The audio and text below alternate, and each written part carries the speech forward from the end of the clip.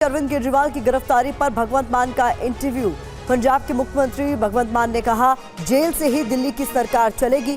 Kejriwal jail से अच्छी सरकार चलाएंगे, किसी और को सीएम बनाने का विचार नहीं है, ये कहना भगवंत मान का। केजरीवाल चुने हुए नेता वही लीड करेंगे। पंजाब के मुख्यमंत्री भगवंत मान मेरे साथ है। मान साहब, सीधा आपसे सवाल करता हूं कि आपके सबसे बड़े नेता को ईडी ने गिरफ्तार कर लिया और रिमांड में है, और तीन जो आपके बड़े नेता हैं वो जेल में हैं। चुनाव सर पर है, कैसे लड़ेंगे? देखिए, बीजेपी चाहती नहीं है कि विपक्ष में कोई रहे।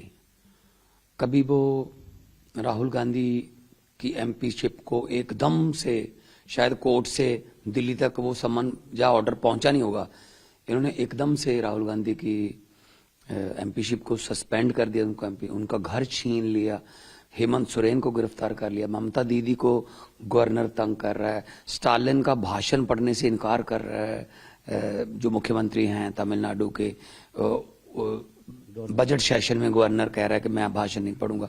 मुझे अपने गवर्नर के खिलाफ परमिशन लेने के लिए बजट सेशन की सुप्रीम कोर्ट जाना पड़ रहा है।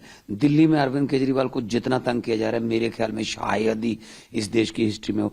तो ये डेमोक्रेसी का कत्ल है, लोकतंत्र की हत्या है। अगर आपको 370 से पार का यकीन है तो कम से कम फिर यकीन रखिए ना। आप डर क्यों रहे हैं इतना कि कोई भी छोटा सा अरविंद केजरीवाल एक सोच का नाम बन गया है, एक व्यक्ति नहीं है। व्यक्ति को गिरफ्तार कर लोगे, सोच को कैसे गिरफ्तार करोगे? मान साहब, मुख्यमंत्री जेल चले गए हैं, सरकार कैसे चलेगी? अब अरविंद केजरीवाल जी का क्या होगा आगे?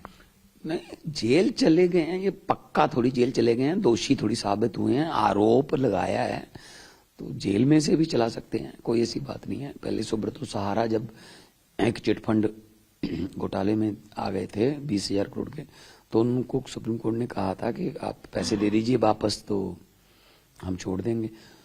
तो उन्होंने कहा था मैं जेल में हूं, हालांकि वो तो दोषी थे। जी, अरविंद जी तो दोषी नहीं, आरोपी।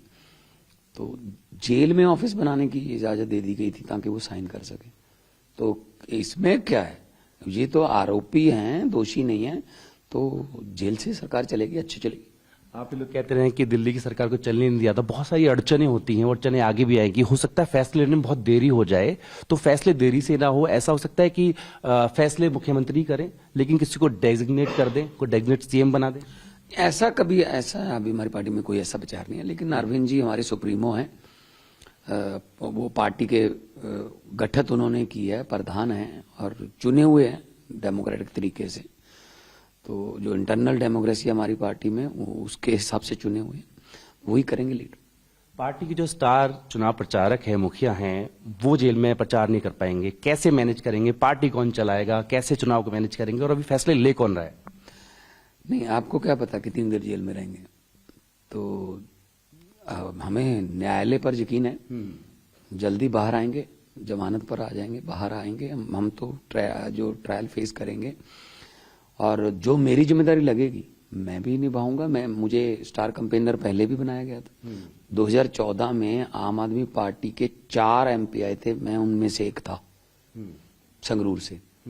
बाद में हम विपक्ष में आए पंजाब में, बाद में अब हमारी सरकार है, 117 में से 92 सीटें।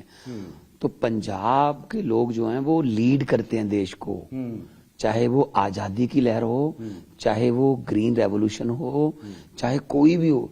तो अगर हमारी ड्यूटी कुछ लगेगी कि हम जाएंगे, गुजरात भी जाएंगे, गोवा भी जाएंगे, कुरुक्षेत्र भी जाएंगे, जहां ड्यूटी लगेगी हम प्रचार करेंगे। और आम आदमी पार्टी, एक बात मेरी लिख लो, अगर नहीं लिखनी तो मैं सीधा कैमरे से आई कांटेक्ट करके कह देता हूं, आम आदमी पार्टी 4 जून को बहुत बड़ी राजनीतिक शक्ति के रूप में उभर के आएगी।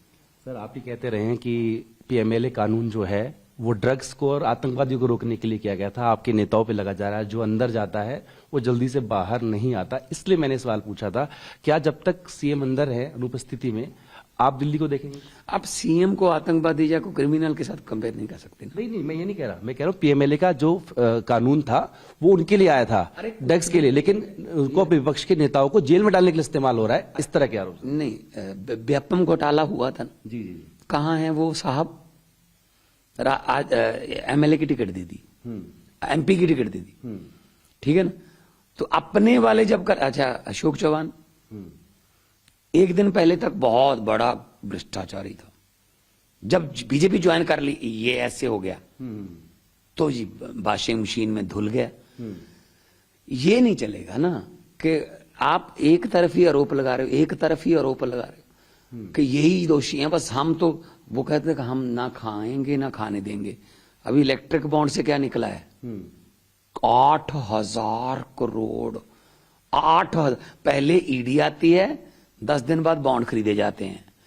पहले सीबीआई आती है, 10 दिन बाद। पहले रेड होती है, 10 दिन बाद।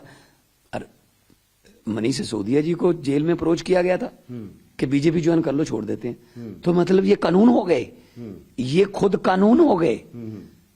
सुप्रीम कोर्ट की नहीं मानते, इलेक्शन कमीशन की नहीं मानते, चुनाव आयोग की नहीं मानते, नीति आयोग की नहीं मानते। सारे कॉन्स्टिट्यूशनल इंस्टीट्यूशन इन्होंने बर्बाद करके रख दिए इन्होंने। देश इनका है क्या? 23 मार्च है आज। आज के दिन शहीद आजम भगत सिंह राजगुरु सुखदेव को फांसी हुई थी। किस काम के लिए फांसी हुई थी? डेमोक्रेसी मांग रहे थे देश में।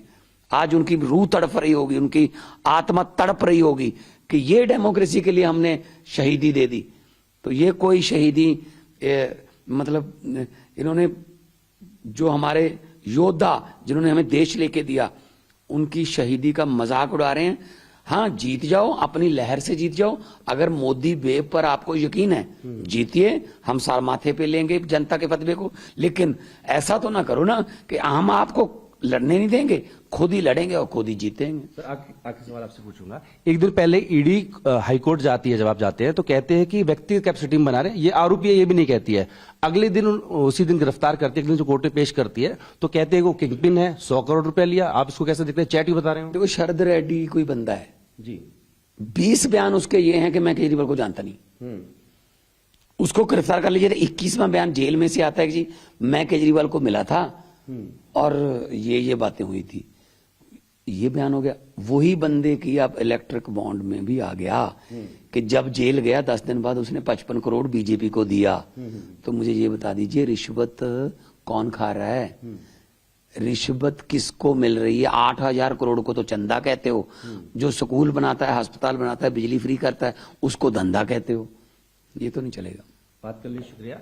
तो भगवंत मान कह रहे हैं कि चुनाव लड़ेंगे, जीतेंगे भी, और जो सरकार है दिल्ली की वो भी चलेगी, चाहे जेल से चलानी पड़े अपने वीर की। अशोक चौहान के साथ जितेंद्र, भारतीय टीवी में, दिल्ली।